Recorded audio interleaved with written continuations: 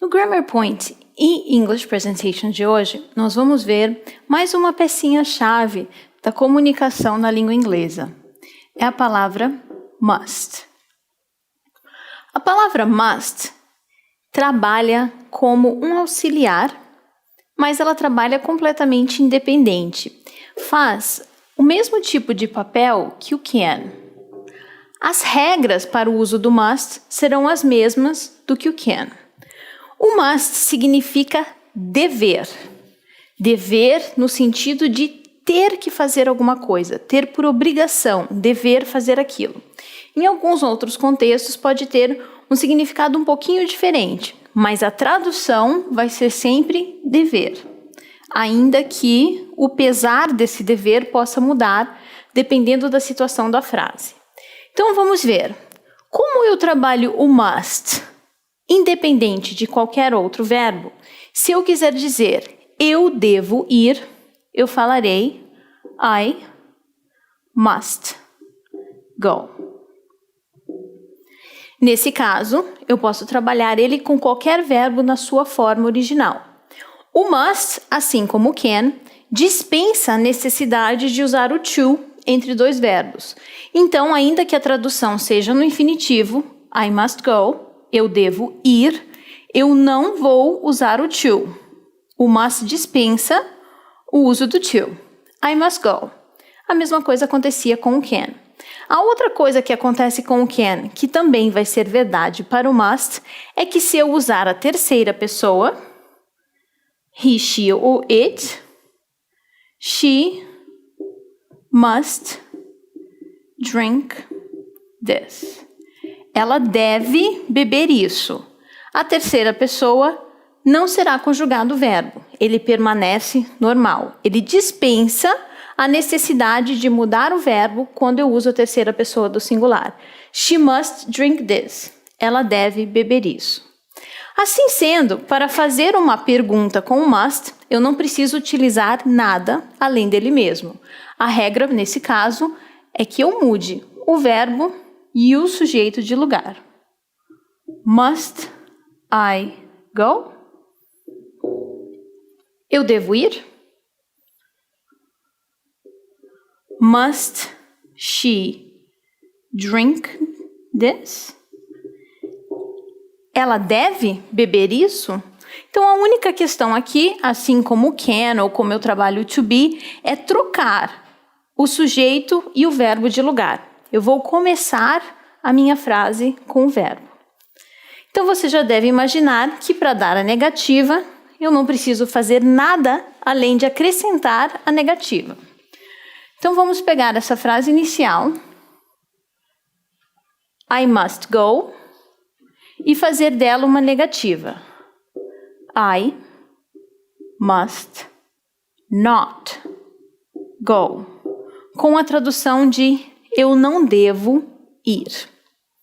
Agora, existe uma contração para must e not. A pronúncia dessa palavra é mustn't. I mustn't go. Agora eu vou dar uma dica para vocês que somente uma pessoa que morou muitos anos falando a língua saberá. Essa é uma das únicas contrações no inglês que eles preferem não falar. Na maioria das vezes, eles vão dizer I must not e não I mustn't. Existe um motivo para isso. Geralmente, quando você diz eu não devo ir, você quer enfatizar. Você está tendo uma conversa em que você realmente quer demonstrar que você não precisa, não quer ou não vai. O dever aqui é importante, a negativa também. Por isso, a contração não é muito usada, I mustn't. Você quase não vai ouvir essa palavra. Se você prestar atenção em filmes ou em músicas, a preferência vai ser sempre pela forma extensa. É uma exceção da regra, já que eles sempre preferem a forma contraída. Por isso, nas minhas explicações, eu vou usar o must not, mas existe sim, e é absolutamente correto, o mustn't. Então, nesse caso, I must not go, eu não devo ir. Vamos dar a negativa à frase que nós tínhamos com she. She must not drink this. Então, nesse caso, ela não deve beber isso. She must not drink this. O que acontece? Quando eu uso o must em frases afirmativas, ele tem quase a mesma função do have to. Vamos ver uma frase aqui. Por exemplo, I have to study. Eu tenho que estudar. I have to. Eu tenho que estudar. Se eu colocar no must, I must study. Eu devo estudar. Então, eu tenho que estudar, eu devo estudar.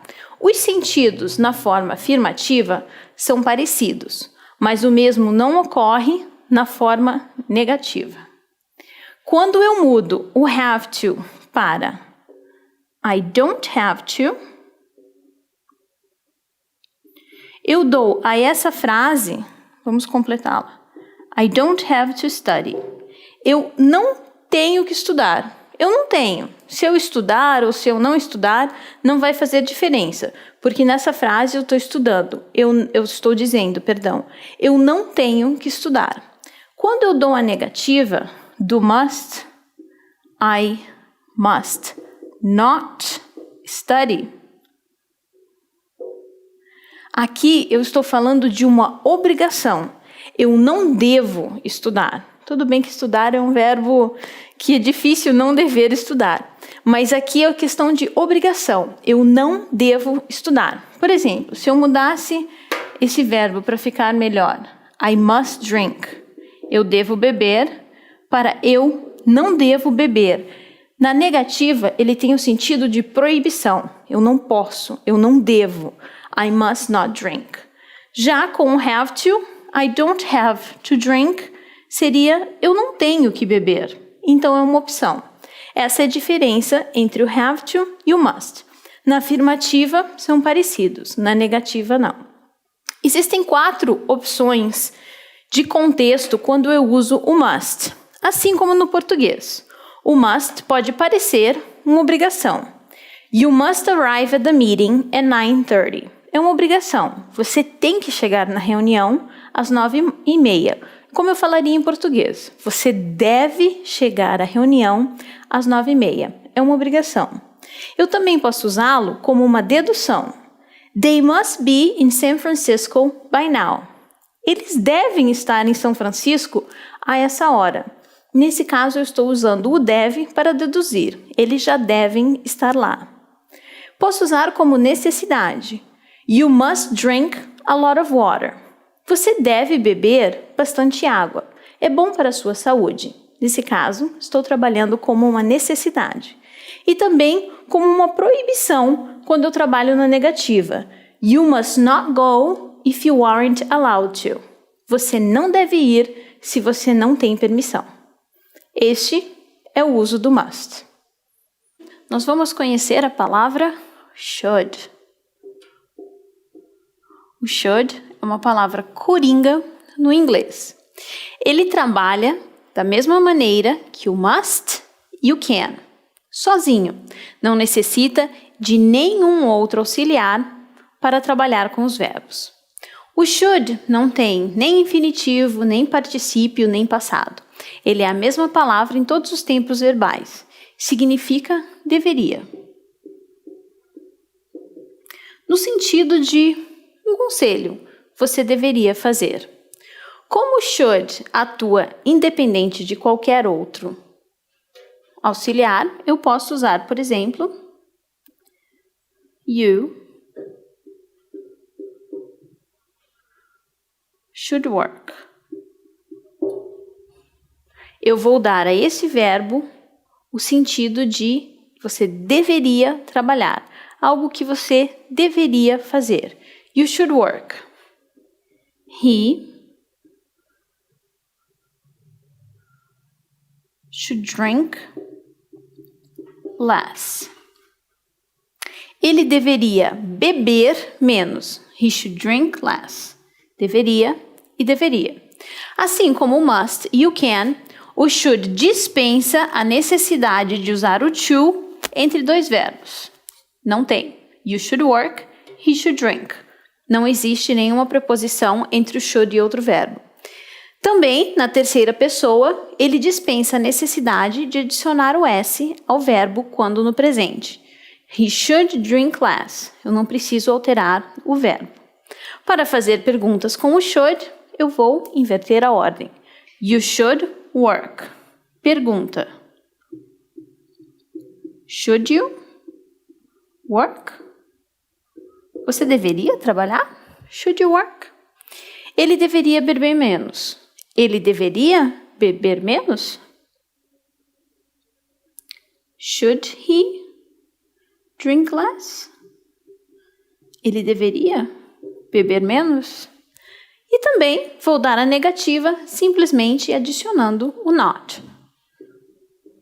You should not work. Você não deveria trabalhar. No caso do should, vamos colocar aqui, a conjunção de should e not é shouldn't. Essa sim é bastante usada. You shouldn't work. Você não deveria trabalhar. He shouldn't drink less. Ele não deveria beber menos. Então, quando eu uso o should, eu vou sempre trabalhá-lo dessa forma, antes do verbo. Qual é a diferença do should e do must? O must significa dever, no sentido de ter obrigação. Você tem que fazer aquilo. You must go. Você deve ir. Já o should é um conselho, ou algo que você deve fazer por uma questão moral, mas não necessariamente por obrigação. You should go. Você deveria ir. You must go. Você deve. Você não tem opção. A sua obrigação. Você deve ir. You should go. Você deveria ir. É um conselho ou uma obrigação moral. Grammar point, nós vamos ver a palavra ought. To. Ought to significa deveria, assim como should. Então, qual é a diferença entre os dois? Na gramática, a primeira e mais evidente diferença é que quando eu uso o should, eu não preciso estruturar o próximo verbo com to.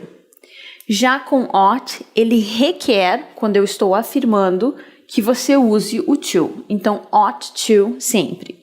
Essa é a estrutura gramatical que difere os dois.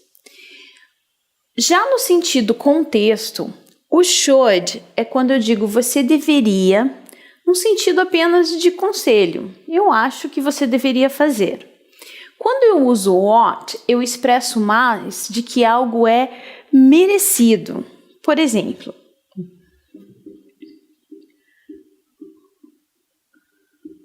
you ought to win.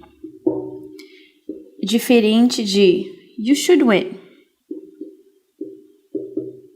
Quando eu digo you should win, eu estou dizendo você deveria ganhar. Você deveria ganhar. Mas simplesmente deveria. Se você vai ganhar ou não, eu já não sei.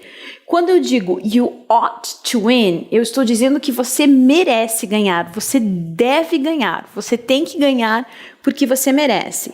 Ele também indica mais probabilidade de que algo vá acontecer. You ought to win, você deve ganhar. Eu acredito que esse prêmio deva ser seu, diferente do should. E ele ainda também pode indicar uma obrigação moral. Por exemplo, you ought to go to the hospital. Então, vamos dizer que eu estou falando que você tem que ir visitar alguém no hospital. Quando eu digo you should go to the hospital, eu estou simplesmente dando uma indicativa. Você deveria ir. Quando eu falo you ought to go to the hospital, é que você tem uma obrigação moral de fazer aquilo. Então, essa vai ser a diferença contextual do ought to para o should. Lembrando, ought vem com to e should não.